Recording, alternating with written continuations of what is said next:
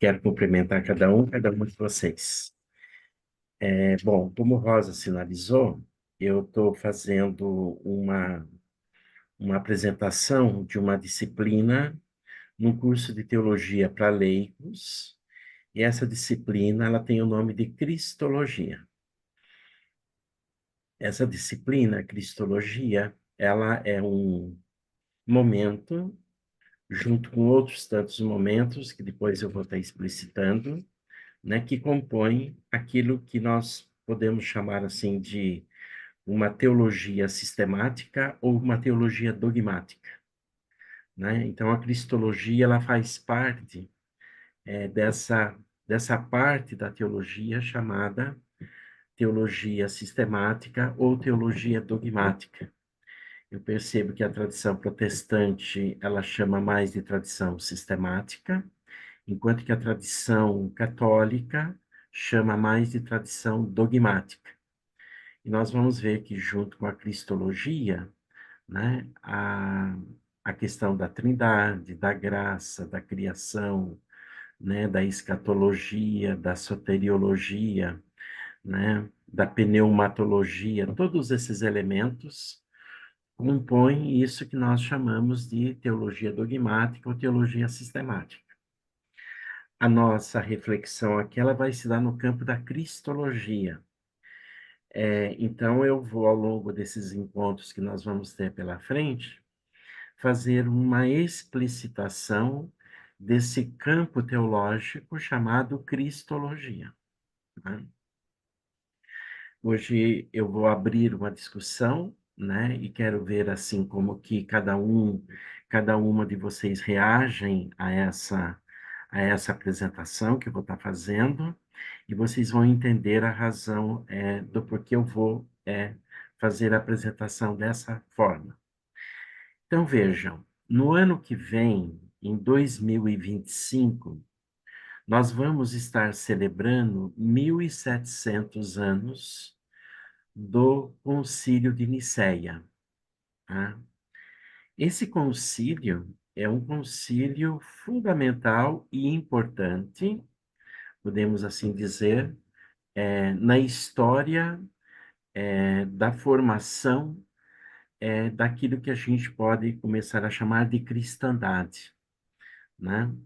É, a gente sabe que a igreja, ao longo de sua história, e aqui nós precisamos ir compreendendo minimamente a história da igreja, e a história da igreja que não se dá assim fora da história dos processos sociais, culturais, de um modo é, significativo, tanto no mundo oriental quanto no mundo ocidental. Então, nós precisamos olhar para a história do ponto de vista do Oriente e do Ocidente, né? Para a gente poder entender a história da própria igreja, né? Como é que a igreja ela vai se desenhando, como é que ela vai se organizando, né? Como é que ela vai se institucionalizando até hoje. Isso não é um processo simples e a gente precisa ter uma relativa compreensão desse processo. O Concílio de Nicéia, ele acontece em 352. E no ano que vem, então, ele completa 1700 anos. E por que que eu gostaria de iniciar essa reflexão em torno da cristologia com o Concílio de Nicéia? Pelo menos Nicéia I. Nós vamos ter Nicéia II, depois outros concílios na Antiguidade Clássica, né? Justamente porque esse concílio é quem vai enfrentar duas questões centrais, que passa pela questão da cristologia e passa pela questão da teologia trinitária. E por que que a questão cristológica entra nesse concílio? Porque, na verdade, antes da realização desse concílio, está em questão, né, no desenvolvimento do próprio cristianismo, nesse período da antiguidade, um debate que é iniciado por um sacerdote, por um teólogo chamado Ário. E Ário vai dizer que Jesus não tem a natureza divina, ele tem somente a natureza humana. E aqui então já começa o problema cristológico. Por quê? Porque Jesus é Deus e é homem ao mesmo tempo. A questão é como é que nós entendemos então essas duas naturezas que se encontram em Jesus? São dois Jesus? Um Jesus que é Deus, um Jesus que é homem? Como é que essa realidade, em última instância, ela pode ser compreendida, né?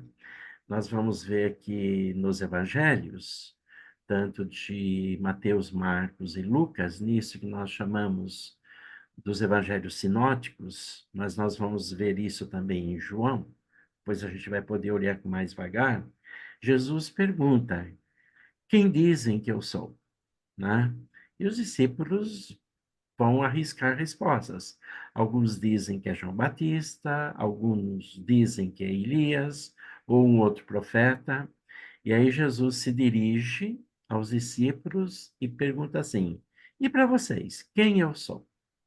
Então, nós poderíamos dizer que essa é a pergunta central da cristologia.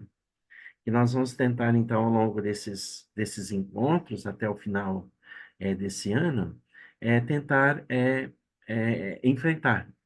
Nós vamos tentar melhorar essa compreensão que emerge a partir dessa pergunta que Jesus faz. E, afinal de contas, para vocês, quem eu sou? Né? Então, a resposta a essa pergunta, ela não é simples, né? Quem é Jesus, afinal de contas? Por que isso? Porque nós vamos ver daqui a pouquinho que nós conhecemos, ou por inúmeras mediações ao longo da história, nós conhecemos muito mais o Cristo da fé, né? O Jesus ressuscitado, do que o Jesus de Nazaré. Então, aqui são duas questões: aquele que nós chamamos, então, do Cristo da fé e o Jesus da história. Então, como é que essas duas dimensões se encontram numa realidade só? Depois, aqui tem um outro problema. As nossas fontes sempre são fontes indiretas. A primeira fonte, ela não é escrita, ela é uma fonte oral. Só depois que nós vamos sair da oralidade para as dimensões mais da escrita. E um dos primeiros a pegar a importância desse evento, que é Jesus de Nazaré, né, vai ser Paulo, nas suas cartas. Depois de Paulo, né, nós olhamos, então, para os evangelhos, principalmente para o evangelho de Marcos, e depois para a carta aos Hebreus. Né? Essa carta, cujo autor nós não sabemos quem é, né? Que se mantém de um modo ou de outro no anonimato. Então, nós vamos ver que da tradição da oralidade para Paulo, Hebreus e Marcos, né? Nós inauguramos uma compreensão no âmbito dos textos escritos e, portanto, das fontes escritas. E a partir daí, então, os outros evangelhos vão ser escritos, como Mateus, como Lucas, como João, né? Enfim, e também nós não podemos desconsiderar aqui as fontes apócrifas, que são muitas essas fontes. Os textos apócrifos, eles estão tanto para o Antigo Testamento quanto para o Novo Testamento. Nós não vamos ter como fazer uma olhada e uma entrada nessas questões todas, mas isso para a gente poder se aperceber da importância e da gravidade dessa questão. Né? Então, 1.700 anos depois, né, do Concílio de Nicéia ter enfrentado essa questão de Ário, que afirma tão somente a condição humana de Jesus e não a condição divina, né? Nós poderíamos dizer assim que esse problema está em aberto. Ou seja, a pergunta se mantém atual, né? Quem é Jesus, afinal de contas?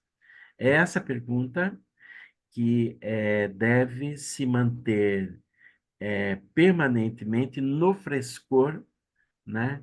E na importância é, dela mesma enquanto questão, porque é da resposta que a gente vai dando que, em última instância, depende, né, a própria compreensão do cristianismo ao longo de toda a sua história e da própria igreja. E não só, mas depende da compreensão da própria igreja, depende da missão da própria igreja, depende das dimensões litúrgicas da própria igreja, depende dos leigos, dos pastores, dos sacerdotes que constituem, e dos bispos que constituem a própria igreja e do papel da igreja no mundo. Então, se nós não tivermos essa compreensão, né, nós não vamos ter a compreensão do papel e do significado da igreja e da missão da igreja hoje no mundo, né, e como que ela está entranhada de maneira imanente na realidade do mundo, na história do mundo, e como que a figura, a imagem de Jesus se apresenta e se configura aí. Portanto, nós vamos ver que ao longo da história, né, desde a antiguidade clássica, passando pela medievalidade, passando pela modernidade e pela contemporaneidade, nós vamos encontrar muitas imagens de Jesus, né, presentes no próprio debate cristológico, portanto, no desenvolvimento da teologia, né, e depois nós vamos ter que reconhecer que isso se dá também no mundo oriental e no mundo ocidental. E no mundo ocidental, a partir do século XVI, com a Reforma, tanto a Reforma Protestante quanto a Reforma Católica, nós vamos ter formulações cristológicas também distintas, e que nós precisamos dialogar com elas, tanto com a tradição da teologia da Reforma, e nós temos que reconhecer essa dimensão cristológica em Martinho Lutero, em Calvino, em Melanchthon, em Wesley, e, enfim, no desenvolvimento das igrejas reformadas, né, como também no desenvolvimento da Reforma Católica a partir do Concílio Trentino, até o Concílio Vaticano I e o Concílio Vaticano II, né? Nós vamos ver aqui que ao longo dessa história, vários concílios foram realizados. Então, a gente pode dizer assim que os concílios, eles são de diferentes níveis. Existem concílios locais, existem concílios regionais ou provinciais, e existem concílios universais ou ecumênicos. E ao longo de toda a história da Igreja, e aqui eu estou considerando até o Concílio Vaticano II, né? Nós realizamos 21 concílios. Então, o de Nicéia vai se dar em 325. E o último grande concílio da cristandade, pelo menos dentro do catolicismo, nós vamos encontrar em 1962, 1965, com o Concílio Vaticano II. Agora, nós temos que aqui reconhecer que outras tradições da reforma vão realizar os seus respectivos concílios também, né? Na modernidade e na própria contemporaneidade. Então, vejam como é que isso não é tão simples assim. Porque no mundo ocidental, eu diria assim, nós temos que respirar tanto com um pulmão protestante quanto com um pulmão católico, né? Como é que a gente articula isso? E diria mais ainda, no mundo contemporâneo, nós temos que não só dialogar com essas tradições cristãs, mas temos que dialogar também com as tradições religiosas não cristãs. Por quê? Porque essas tradições religiosas não cristãs, elas também vão ter uma compreensão da cristologia. Nós vamos encontrar uma compreensão cristológica, por exemplo, no Alcorão, né? O Alcorão tem uma leitura de Jesus. Talvez a leitura de Jesus no Alcorão esteja muito mais próximo de uma leitura ariana, que defende, a partir do Diário, que é um sacerdote, que defende tão somente a natureza humana de Jesus. O Alcorão, portanto, reconhece a natureza humana de Jesus, reconhece que Jesus é um profeta de alto nível, mas o Alcorão não reconhece que Jesus é o Filho de Deus. Mas nem por isso o Alcorão, vejam, deixa de dar uma contribuição ao pensamento cristológico, fora da tradição cristã. Por isso, é ser necessário e ser fundamental entendermos essa compreensão cristológica no âmbito das tradições religiosas não cristãs. Então, a Igreja realizou 21 concílios de Nicéia em 320 e 325, ao Vaticano II, que vai se dar em 1962 a 1965. Antes do concílio de Nicéia, podemos voltar quase que 300 anos para trás, nós vamos encontrar no ano 50 a realização do concílio de Jerusalém, né? Só que o Concílio de Jerusalém, segundo as fontes e os estudiosos, não se encontra na lista dos grandes concílios ecumênicos, portanto, dos 21 concílios, mas é um concílio modelo, onde Pedro, Tiago, Paulo, Barnabé e outros se encontraram para enfrentar questões do contexto da época, do cristianismo emergente, né? Então, um concílio, ele emerge, ele é convocado para enfrentar problemas religiosos, para enfrentar problemas eclesiológicos, para enfrentar problemas de dogmas, para enfrentar problemas históricos, políticos e de organização.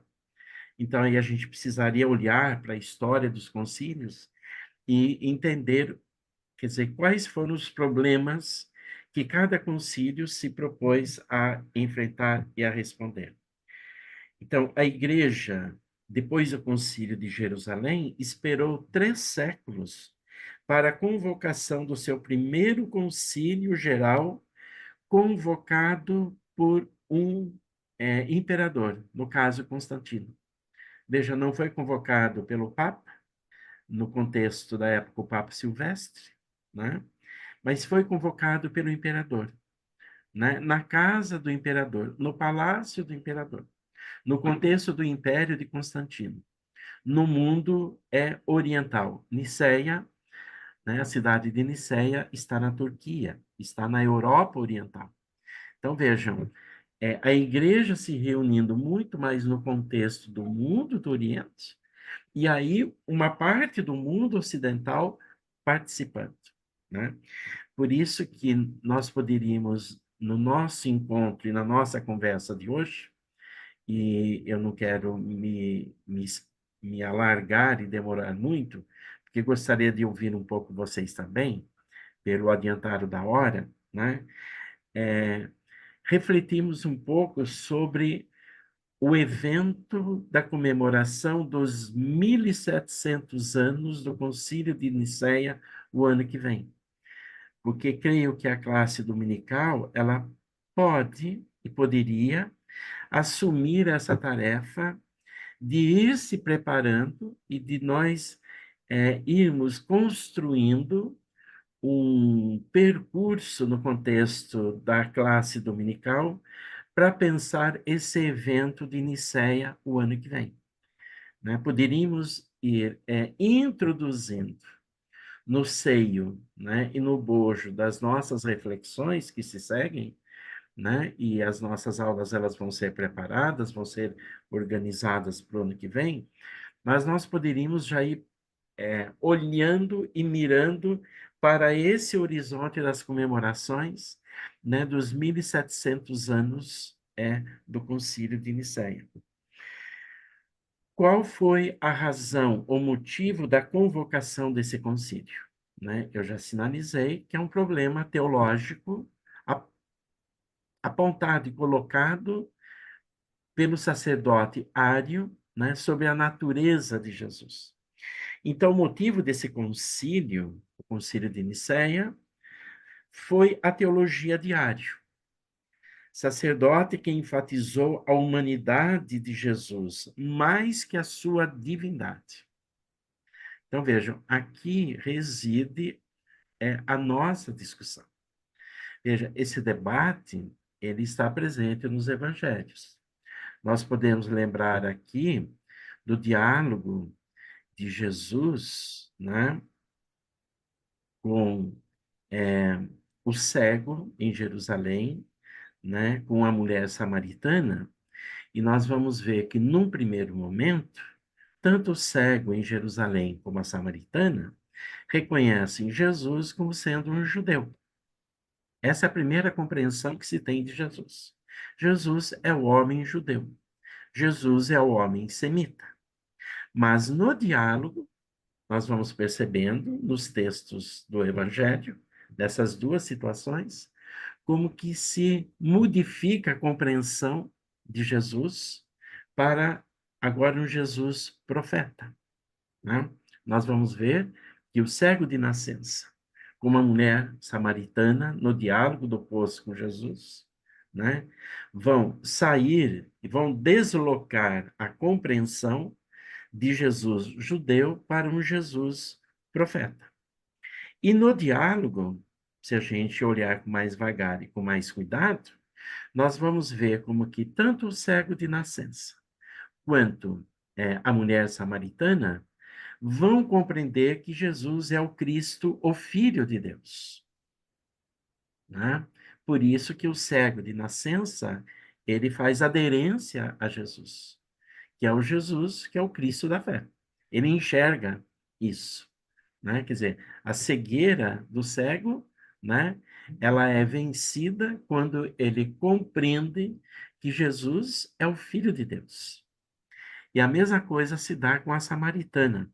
Por isso que ela pede, então me dá dessa água que nunca se acaba e que eu possa beber sempre. Jesus é essa água viva, né? Essa fonte de água viva. Por quê? Porque Jesus é o Filho de Deus. Então, aqui está toda a questão. Quem é Jesus? Veja, nós vamos encontrar nas páginas dos evangelhos, nós vamos encontrar nas cartas de Paulo, nós vamos encontrar no livro de Hebreus e nos demais textos, construções e formulações cristológicas. E Paulo é o primeiro a sacar isso. Por isso que há uma cristologia em Paulo. Né? Paulo formula uma cristologia belíssima, no sentido de que Jesus é aquele que, sendo Deus, se esvazia da sua condição divina, né? E se humilha assumindo a condição humana. Então, em Filipenses, no hino que Paulo introduz na sua carta, né, nós encontramos uma cristologia paulina, de um Jesus que se esvazia de Deus, assume a condição humana, né? E ao assumir a condição humana, Jesus é, novamente elevado até Deus. Então, nós precisamos entender por que esse processo se dá. Isso nós chamamos de kenosis, né? É Deus que, na figura de Jesus Cristo, se esvazia. Kenosis é um esvaziamento. Então, vejam que a encarnação, né? E já olhar para o problema cristológico é olhar para a questão da encarnação. Mas pensar a encarnação, para entendermos Jesus, que é Deus e que é homem ao mesmo tempo, é também olhar para a questão da criação. Por quê? Porque Deus, ao criar, e Deus cria para nos salvar do nada, porque senão estaríamos no nada, todas as criaturas, né? E toda a condição humana, né? O ato da criação já é um ato da kenosis. É Deus que se esvazia, né? Para criar e, no ato da criação, salvar todas as criaturas, toda a natureza, toda a humanidade. Então, aí já há um esvaziamento de Deus. Podemos dizer assim, que o mundo criado, né, que as criaturas já portam e já são, e contém a imagem desse Deus criador. Então vejam que o problema cristológico nos remete ao problema da criação, ou à questão da criação. E pensar a questão cristológica é pensar a questão trinitária também. Porque se Jesus é tão somente homem, nós não temos como pensar a Trindade. Né? Enfim, o Concílio de Nicéia vai ter que dar respostas, portanto, a essas duas questões centrais: a questão cristológica e a questão trinitária. Né? Isso, então, é fundamental. Então, assim, questões relativas à cristologia e à teologia trinitária levou à convocação de sucessivos concílios, como o de Nicéia. Nós vamos ter dois concílios de Nicéia, mas também o concílio de Constantinopla, três concílios de Constantinopla, o concílio de Éfeso e de Calcedônia. Vejam, todos esses concílios no mundo oriental, né? No, no, no oeste europeu, poderíamos assim dizer.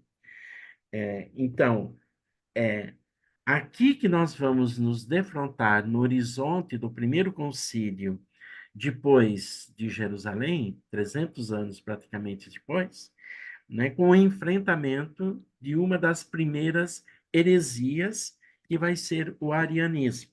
Né? Então, vai ser uma das primeiras heresias cristológicas, no seguinte sentido, né? Entendendo aqui a heresia como um desvio, né? Como um deslocamento daquela compreensão de que Jesus é Deus e é homem ao mesmo tempo.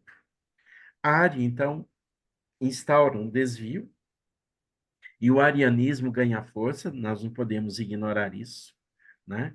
Nós podemos dizer que no nosso mundo hoje nós temos sinais de arianismo também, onde Jesus é reduzido tão somente a uma condição humana, né? Quer dizer, essa questão não é uma questão que nós não enfrentamos hoje. Aliás, nós temos que reconhecer que no âmbito das teologias, por exemplo, dessas teologias que se encostam no mercado, como a teologia da prosperidade, como a teologia do domínio, as teologias dos coaches, né?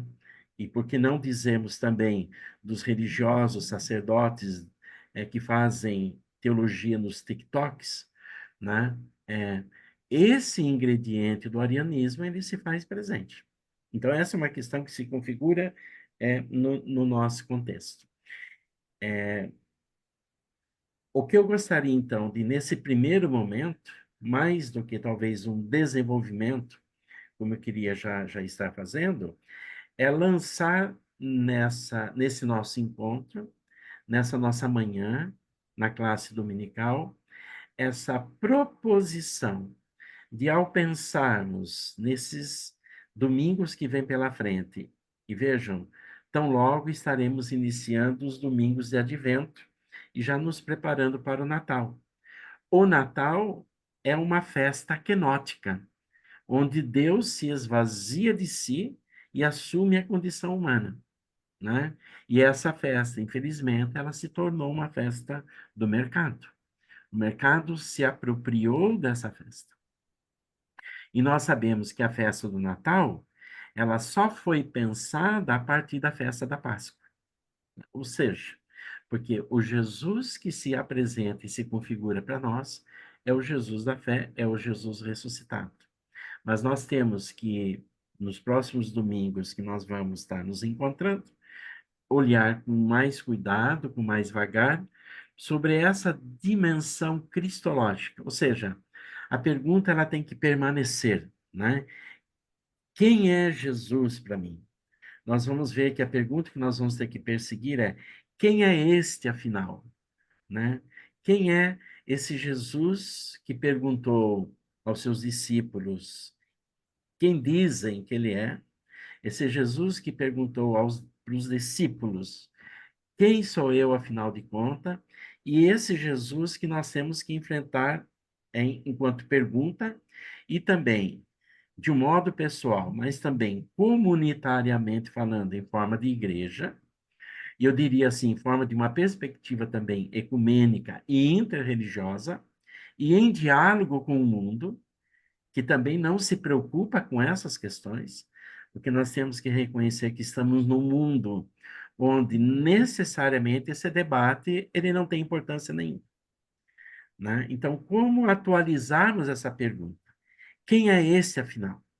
Então, a proposição é essa, não perdemos a pergunta, mas também a proposição que eu estou fazendo aqui para a gente pensar juntos é temos no nosso horizonte a comemoração dos 1.700 anos do Concílio de Nicéia. Acho que essa atividade ela pode ser, inclusive, também uma atividade da própria comunidade, né, igreja, que se reúne dominicalmente na catedral e também em outros lugares onde cada uma de nós nos encontramos e estamos. Eu vou fazer a minha pontuação por aqui, para a gente poder, pelo menos, ver como é que isso que eu apresento, eu fiz aqui um certo apanhado do conjunto maior das questões que eu organizei, para a gente seguir desenvolvendo no próximo domingo. Mas gostaria de, então, devolver a palavra para a Rosa, que está na coordenação, para ver como é que nós poderíamos olhar para essas duas questões. A pergunta que se apresenta para nós: quem é este, afinal? Né? E a questão de termos no nosso horizonte, desde já, as celebrações dos 1.700 anos, né, em 2025, do Concílio de Nicéia, que teve o seu acontecimento em 352 na Antiguidade Clássica. Bom, Rosa, passo a palavra para você, devolvo a palavra para cada um dos nossos, para a gente poder fazer essa consideração. Eu acho que hoje foi muito mais uma abertura no sentido de colocar um pouco o estado da questão para refletirmos conjuntamente. Aqui, né? Isso. Bom, Edvaldo, muito obrigada por esse início da nossa conversa, né? Eu acho que é isso mesmo, a gente precisa agora perseguir no próximo encontro uma aula inteira, assim, que dê para aprofundar. De tudo que foi falado, bom, primeiro quero ajudar a corrigir aqui, porque tu trocaste o 325 por 352 e depois 2025 por 2052. Então, tudo aconteceu no 25, né? O 325 e 2025 e o 352 foi só uma inversão de algarismos. Só coloca aqui no pensamento, É, nas minhas anotações está estou correto aqui. brincando aqui, só para deixar claro, né? Bom, Ótimo. o que mais o que eu acho que a gente gostaria de que tu trabalhasse um pouquinho melhor já na semana que vem, Edvaldo, que ficou para mim, que eu acho que é uma coisa que ajuda a gente a entender, é esse conceito de heresia, né? A gente vive um tempo de heresias. No português, a tradução de heresia para nós ficou uma coisa muito ruim, como se heresia fosse alguma coisa completamente descartável. E eu acho que tem muita produção teológica nas heresias que foram acontecendo ao longo da história. Eu acho que valeria a pena uns 5 minutinhos assim só para a gente conceituar a heresia. Para mim, o que ficou mais significativo foi isso, assim, que eu queria dar uma pontada, né? E aí abrir rapidinho aqui para quem quiser. Acho que a gente podia fazer nessa direção, já são 11h30. Então, nessa direção, o que que ficou de interessante ou o que que ficou que valeria a pena também na próxima semana, tá? Lucas, André e Maria José em casa, e Bispo, Josué, Luciana e Rui aqui. Vamos lá, bem rapidinho a palavra, quem quiser. Os de casa primeiro, pessoal, vamos lá. Lucas, André e Maria José. Oi, oi, Lucas, Rosa. vai, Lu. É, bom, para ser bem rápido, eu fiquei bem interessado e estou querendo aprender muito sobre como atualizar essa pergunta, né? Como o Edivaldo disse, né? Quem é Jesus? Eu acho que hoje, dessa forma, pouquíssimas pessoas estão preocupadas e estão fazendo essa pergunta, né? Então, eu quero aprender muito sobre atualizar isso, porque acho que perguntar quem é Jesus é perguntar também quem somos, né? dado a criação, isso que o Edivaldo nos falou hoje, né? Já no ato da criação há esse esvaziamento de Deus, e nós estamos lá nesse ato, né? Então, eu estou querendo aprender muito sobre isso, sobre atualizar essa pergunta. E Maravilha, obrigado de Lucas. novo, Rosa, Edivaldo e todo mundo. Muito obrigado. Tá bom, obrigado. Bom te ver de novo aqui. Não deu para saudar individualmente no início, que a gente estava com pressa. André, Maria José. Então, Rosa, eu vejo assim, achei muito interessante, né? Porque eu tenho umas curiosidades estranhas, né? Por exemplo, eu tenho uma das curiosidades que eu tenho, que quando eu leio essa paisagem e quando eu vejo os querubins, né? Na arca, aquelas imagens. Euzinha, como pessoa, eu teria medo de me dar de cara com o querubim. Verdade. Entende? Porque, assim, se a palavra diz que Deus é homem, né?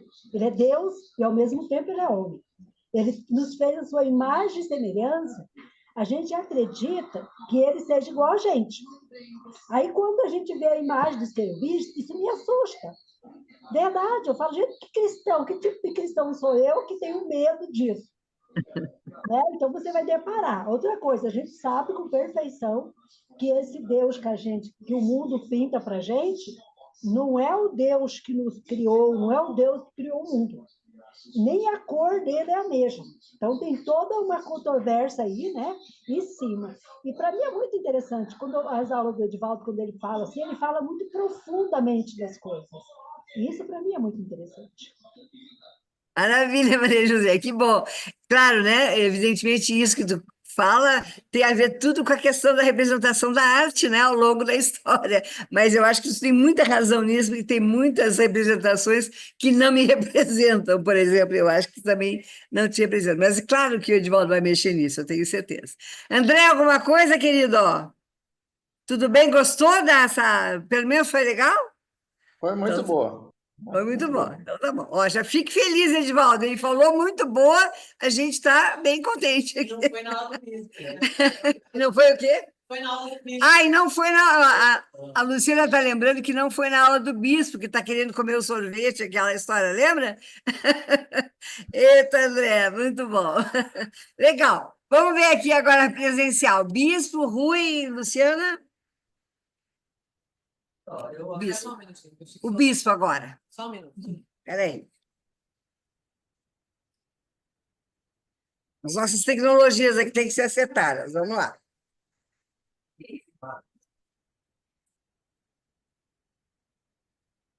Não, agradecer, então, inicialmente, Só pergunta se eu estou escutando.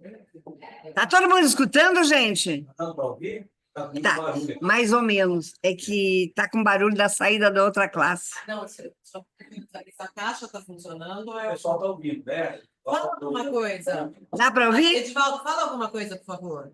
Fala. Oi, Luciana. Oi, Luciana. Não tá ouvindo, peraí. Tem uma coisa errada aqui. Pode falar de novo? Oi, Luciana. De novo, Edivaldo. Fale mais. Oi, Luciana. Divaldo, fala outra vez. Oi, Luciana. Não, peraí. Bom, Fala de novo, só mais uma vez. Oi, Luciana. Eu ouço bem a Luciana. tá, agora está ouvindo bem, né? Está ouvindo bem.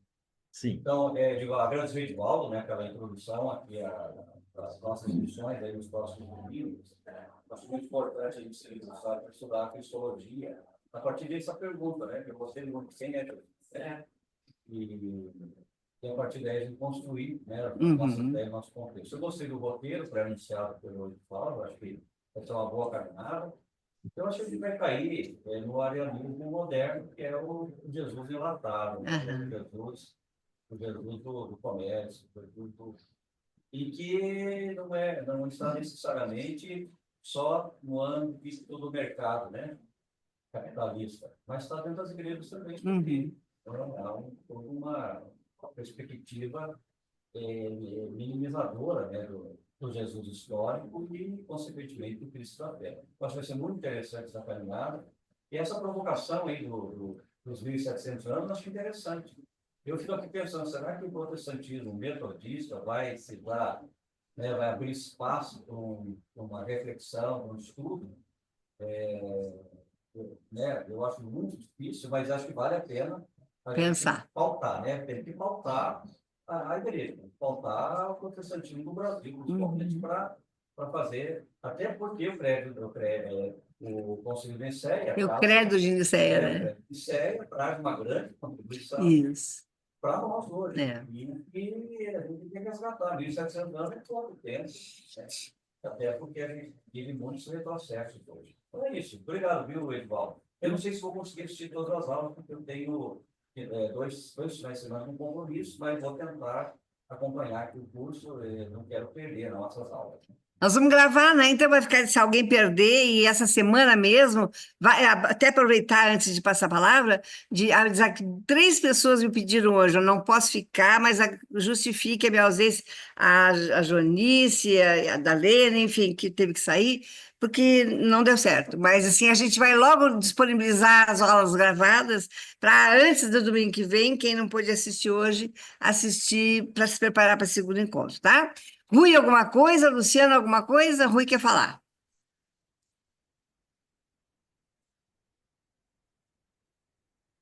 Inicialmente, meus netos, ao professor Edivaldo, ouvindo a sua aula, aliás, uma aula que a gente está lendo, que demonstra o conhecimento dele, eu pensei que eu estivesse na minha faculdade de teologia, quando tudo que ele falou, eu estudei lá. Então, é muito interessante. Um professor brilhante para isso. O bispo está dizendo que não tinha um professor brilhante como esse. Como diz o texto. Talvez tinha algum brilho. A nota 10 para ele, o ideia estaria 10. O brilho dele brilha muito. Onde então ele vai até a próxima aula. Obrigada, Rui. O Rui é divertido. Muito Lu, obrigado, Rui. Obrigado, Josué, pelas falas de vocês. Edivaldo, não, só agradecer. Excelente aula. Muito boa mesmo. Eu também, na semana que vem, eu vou estar viajando, eu não vou estar, mas eu vou assistir, vou gravar e vou assistir a gravação. Muito obrigada Ok, mais uma Luciana. vez. Muito obrigado. então acho que é isso mesmo, né? Esse tempo agora é um tempo também de dificuldade, final de ano, as pessoas têm Tem feriado. feriado, tem 2 feriados agora no final, mas enfim, a gente vai cobrindo isso, né? Com a mesma, o Edivaldo conheço, sei que ele vai dar aula para 1 ou para 50 do mesmo jeito, então vai sair a aula e nós vamos depois disponibilizar as gravações, assim, depois que eu digo é sempre na semana, né? Se alguém perdeu hoje, pode ver antes da próxima aula, e aí vamos lá. Uma fala tua, Edvaldo, para fechar, alguma coisa que tu queria dizer? Talvez o livro, aquele que eu pensei, né, que tu ia disponibilizar, o PDF, não é isso? Eu vou encaminhar esse texto, é um texto de um teólogo da Reforma, o Alistair McGrath, uma obra chamada Teologia Sistemática, Histórica e Filosófica. Então, é um texto base, muito didático, que ajuda a gente a entrar nessas questões teológicas que a gente vai estar explicitando aqui nas nossas discussões. E eu agradeço, Rosa, como sempre, o gesto da escuta de cada um, de cada uma, e a possibilidade da gente estar sempre fazendo esses momentos de unidade, de reflexão e de oração. Muito obrigado. Amém. Amém. Mas é isso mesmo. Então, agradecer para todo mundo, especialmente o Edivaldo, essa disponibilidade, e vamos caminhando, né? Eu acho que esse texto que ele vai nos mandar é um livro inteiro, é um PDF de um livro, né? Certamente não é todo, alguns capítulos vão dizer respeito a isso, mas é uma obra para ancorar, né? Essas dúvidas, porque como ele está fazendo uma redução do curso que ele já preparou, que é um curso maior, claro que coisas vão ficar para trás, é impossível de fazer isso em pouco tempo que a gente vai ter nesses próximos 3 encontros. Mas a obra que ele vai nos mandar nos ajuda a cada um continuar a sua caminhada. Uma boa semana para todo mundo, que Deus os abençoe e nos guarde como sempre, né? E que a gente possa se ver bem, saudáveis e felizes no próximo domingo. Que o Senhor nos Perfeito. mantenha firmes nas suas mãos, né? Que nem diz o a bênção de Arão, tá? Um beijo para todo mundo. Fiquem bem. Tchau. Tchau.